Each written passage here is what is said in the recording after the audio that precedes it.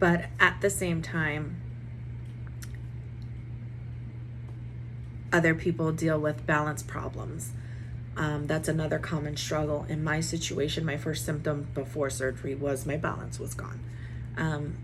So we went in to surgery knowing that my balance would be worse, but eventually it will get better.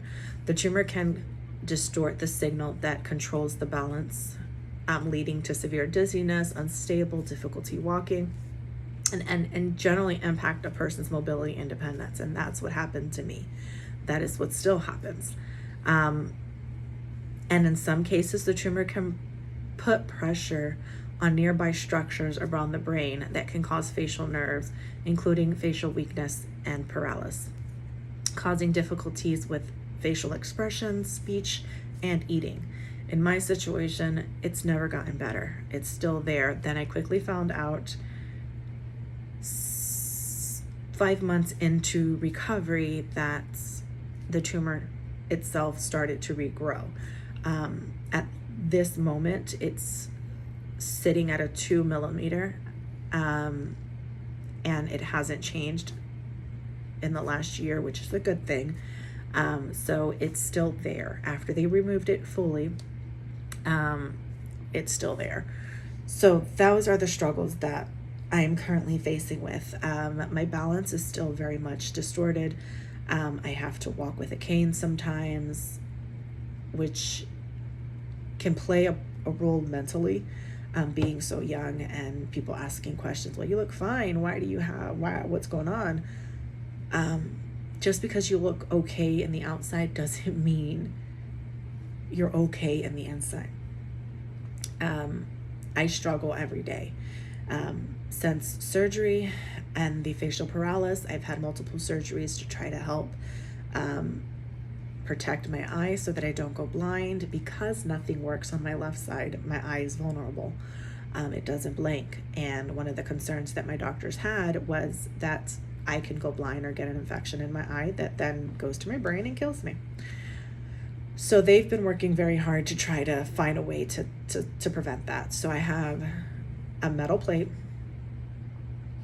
I have a platinum plate in my eye, an eyelid weight that actually holds my eye from staying completely open and looking like I'm in surprise or in shock all day long.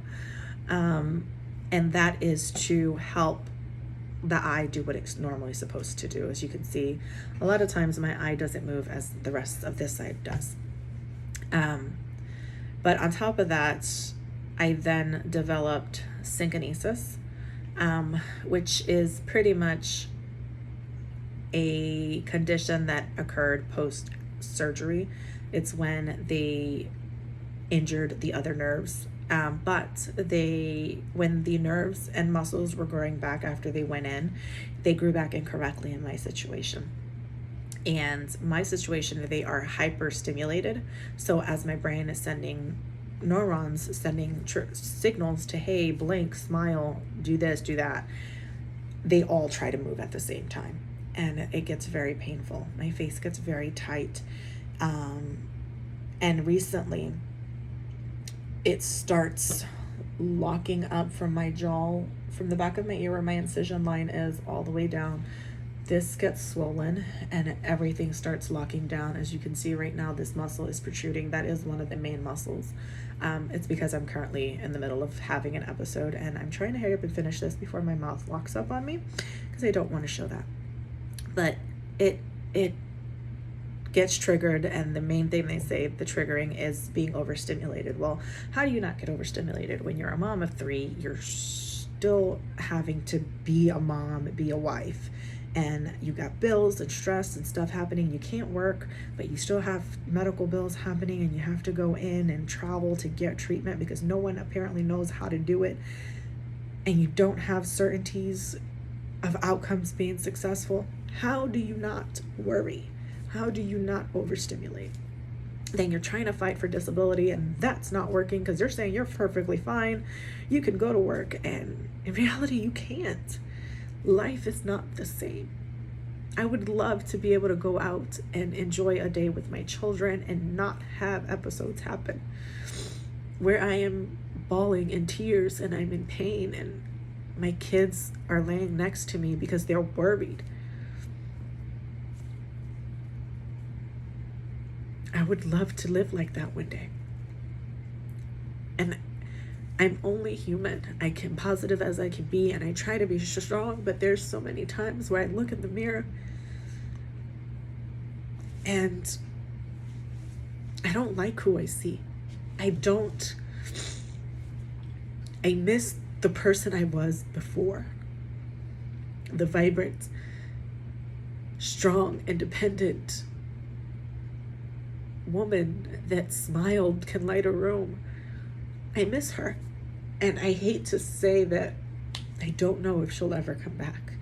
But I have hope that a new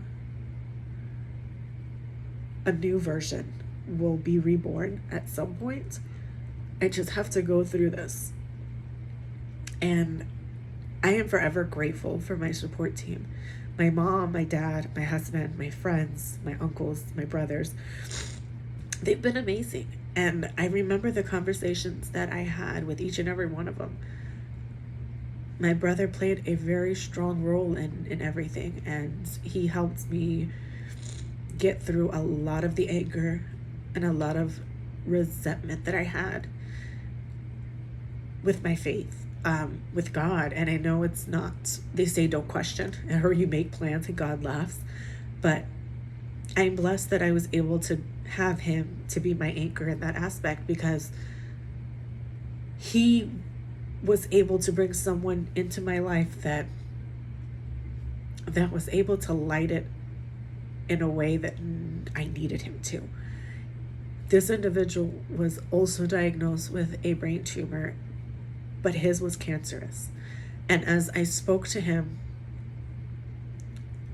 every day, he had such a positivity and such strength, and was so humbled and filled with love and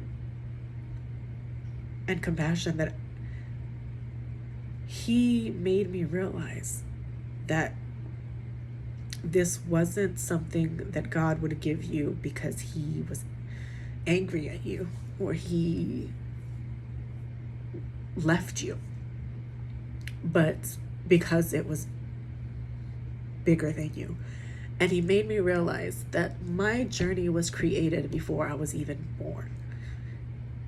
And that's the road that I was supposed to take, because he had a purpose for me. And that is why I'm doing this, because I want to make sure that people out there that are struggling with mental health, are struggling with feeling like they lost themselves in a way and want that old version of themselves to come back, to know that you're not alone. Whether you're dealing with a health issue or just change in life, you're not alone. Okay? So remember, even in the darkest hours, there's still light in the sky. Look up, there's still stars. You have a guiding light. You're not alone. So definitely, please click my subscribe button so that you can always get notifications on different content that I post. This page will be here to uplift and support and spread love, not hate. So be kind. Remember, there you don't know what the other person is going through, as well as a community of friendship. So again, thank you so much for your love, your support, and your continued prayers. Hit the subscribe button so that you can definitely be notified. And on my link bios below, you will see all of my social media page and even my GoFundMe page that's on there, that gives you detailed story breakdowns of what's going on, so that you don't miss any updates on that either.